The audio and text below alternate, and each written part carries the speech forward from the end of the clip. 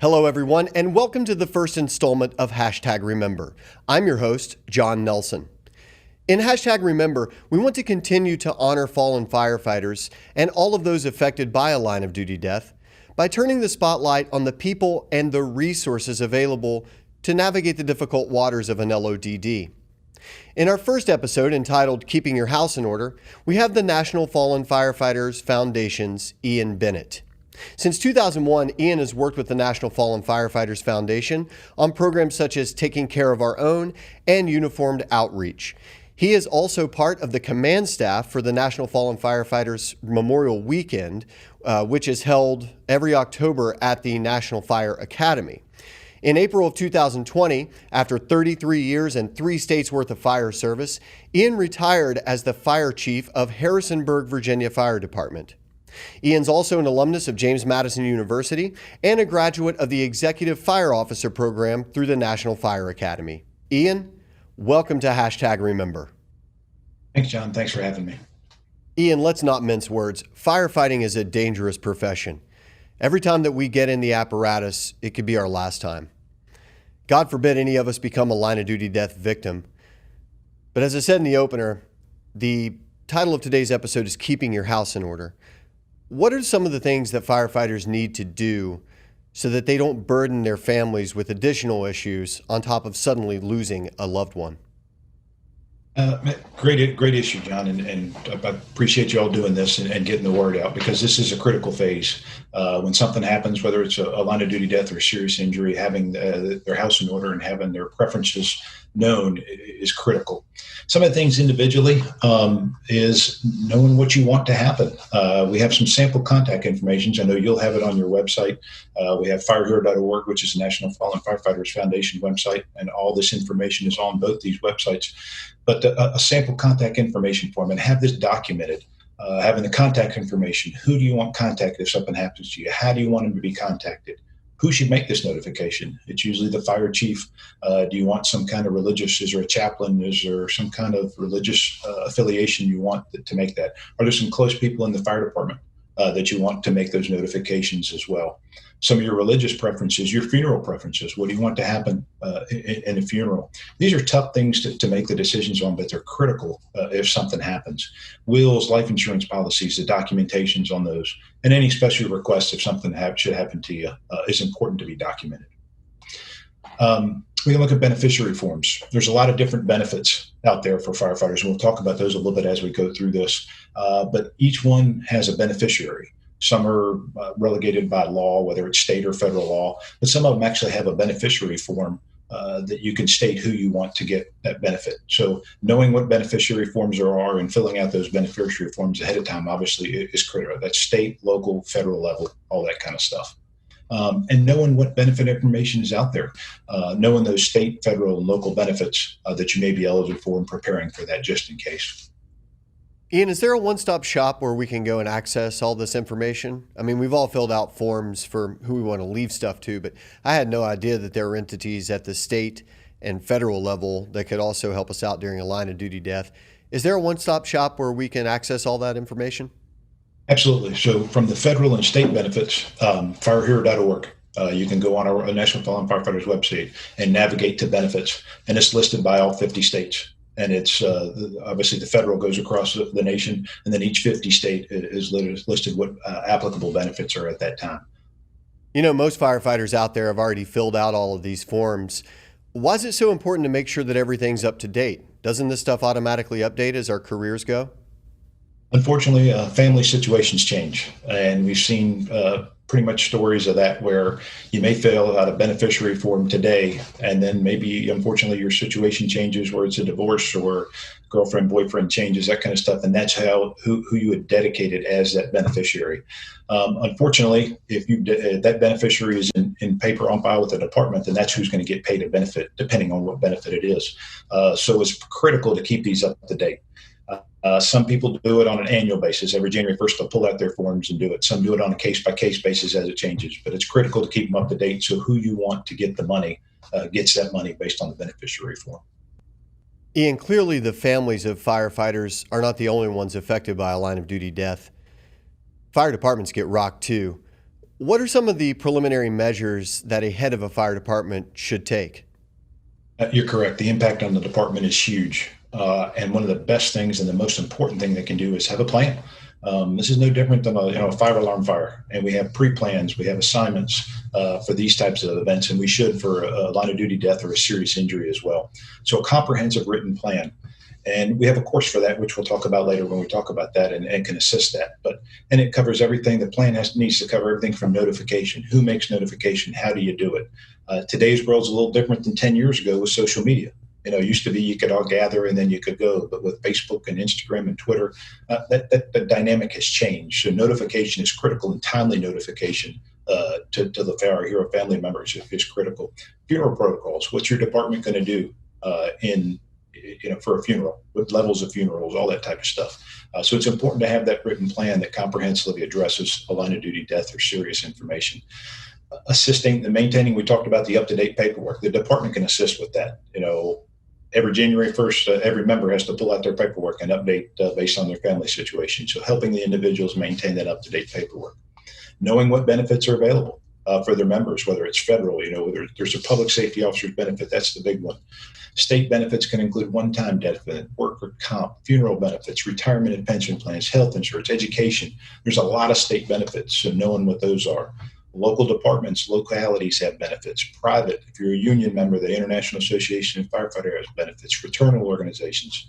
So having that information available. Again, Fire Hero is a good one, and we'll talk about the local assistant state teams here in a little bit that also can assist with that. And knowing how to file claims.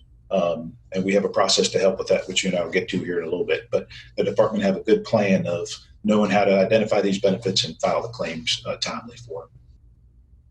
And just to let you guys know, Ian has been kind enough to provide us with documents such as financial benefits checklists, designation of beneficiaries, and emergency contacts templates for you guys to download.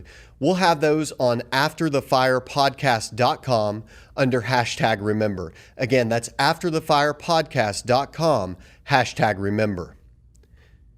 Ian, a line of duty death also takes its toll on crews and coworkers. How does the head of the fire department ensure that the mental well-being of the firefighters is taken care of? That's a great question. And of course, the behavioral health aspect is becoming, fortunately, a lot more prevalent in the fire service today. It's something we overlooked for years. So hopefully departments have a current behavioral health program, and the line of duty death or serious injury is a component of that, whether it's peer support or whatever program you use at that particular time.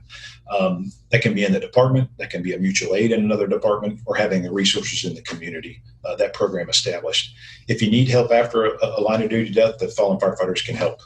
You can reach out to us and we can put you in touch with local resources, whether it's a department or community resources to assist with the process. Absolutely. Ian, you're quite involved in a multitude of NFFF programs. Would you mind telling us about some of them and how they may benefit those affected by a line of duty death? Sure. So the program I work with is a line of duty outreach program. And basically we take all the programs that are involved with line of duty deaths, from the proactive to preparing departments to the reactive as helping departments deal with the death and then afterwards with benefits and that kind of stuff. So the first program I talk about is a taking care of our own program. That's a grant funded program where we'll come out to departments and teach this class. And it's exactly as it sounds. How do you take care of your own? It's designed for a department to proactively come up with a plan to deal with a line of duty death or a serious injury. And there's several components in there. Probably the most moving, we have a fire chief on our staff, we have several of them, that have experienced a line of duty death. And they give their story in front of the class of what happened. Some are positive, some are not so positive of how things operated. And then we have a Fire Hero family member, as a survivor, that had a family member that was killed in the line of duty. And they also do their story. So it sets the tone for why these programs are needed. Again, some are positive and some are not so positive. And then we take the program and we go into pre-incident planning. What do you need? What will go into the plan, the funeral preferences, what we talked about earlier, and how to develop that plan. Talk about notification of survivors, not only the process of notification, but how do you do it? What are some of the keys to making those notifications? We go over benefits, some of the things I talked about. We go in a little bit more detail so everybody knows what type of benefits may be available. And then we have a section, we have a behavioral health specialist on the team, and he talks about an hour or two on behavioral health, an overview of behavioral health, signs to recognize for individuals, and how to help. So those are the components of the program. It's about a 6-hour program. Again, it's grant funded. We come out, obviously not right now with the COVID, but as soon as that lets loose, we'd be happy to come out to any areas and deliver this program. Are you guys doing any type of, sorry to interrupt, are you guys doing any type of online option for this, Zoom calls, things like that at this time?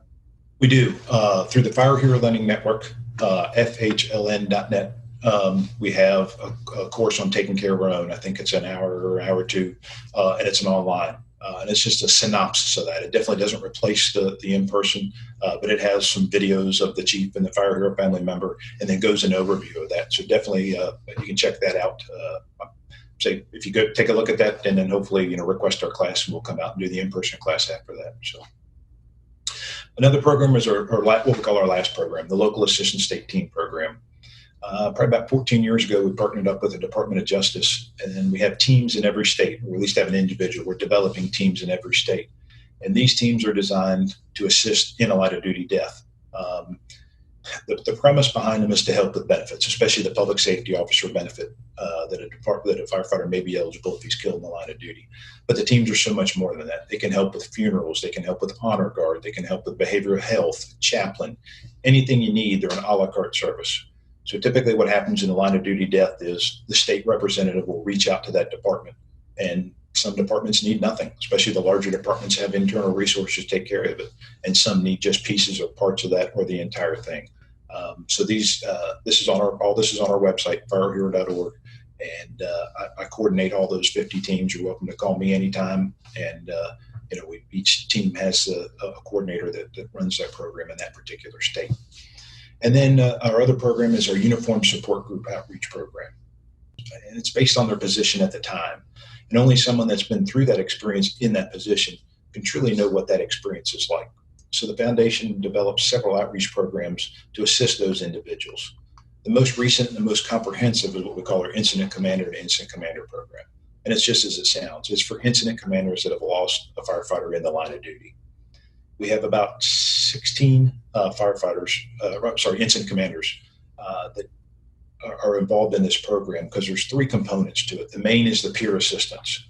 So these 16 cohort have been trained, right? They're actual incident commanders that lost a firefighter in the line of duty, and they've been through peer support training to assist others. So you can get a hold of us, like an outreach from one of these incident commanders, and we'll match you up based on like circumstances as much as possible. That's like departments, like communities, like death circumstances, that type of stuff. We'll match up. And these incident commanders call the incident commander that recently lost them and help them through the process. We also have a networking component with that. Every Memorial Weekend, the incident commanders get together at Memorial Weekend with a behavioral specialist and can share their stories and their experiences, what they went through. That seems to be very beneficial. We're planning on starting a regional networking as well once the COVID restrictions list. And then the third component is an educational component to this incident commander program. And that, again, is also on the Fire Hero Learning Network at FHLN.org. And the program itself there is called When an LODD Occurs, Incident Commanders Speak. And it talks about the psychological impact on the incident commander, some of the family needs, media relations, dealing with the media, the reviews and investigations you'll go through as an incident commander, the operations impact not only to you, but the department. And then, of course, a behavioral health support piece, where to get resources if you need it. We're also in the development for the company officer program, and that'll be just like the IC. We had that scheduled for May of this year, but obviously COVID travel restrictions, that got put on hold. So we'll be developing a company officer program under the same parameters as incident commander program. We have a chief to chief, which is designed as the fire chief of the department.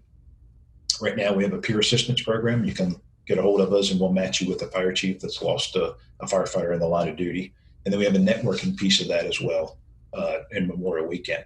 Our intent is to redevelop chief to chief to match an educational component as well, just like the incident commander program.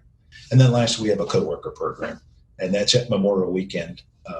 Coworkers that have lost a firefighter in the line of duty can get together with a behavioral specialist and share their stories during that period of time. Ian, it's been an honor to have you as our first guest on #Remember. Would you mind coming back sometime and sharing any of the new stuff that you guys start doing at NFFF and beyond? Absolutely. I can't get enough of this. This is helping fire departments and families is what we do, and we're all very passionate about it. So I'd love to share our new developments and things that are going on. Well, thanks again for your time. We really do appreciate all you do for all of us. Thank you. Thank you, John. Appreciate the opportunity. Thanks again for checking out #Remember. If you like what you see and hear, make sure that you #Remember on Instagram, Facebook, Twitter, and YouTube. Also, don't forget to check out AfterTheFirePodcast.com, FirefighterSkills.com, and FireHero.org for all of your National Fallen Firefighters Foundation information that we cited in today's episode. Again, we want to thank Ian Bennett and the National Fallen Firefighters Foundation. We are truly grateful to have you on as our first guests. Make sure you check us out in the future when we interview the CEO of the Texas LODD Task Force, Wendy Norris. Until then, take care of yourself, take care of each other, and we'll see you after the fire.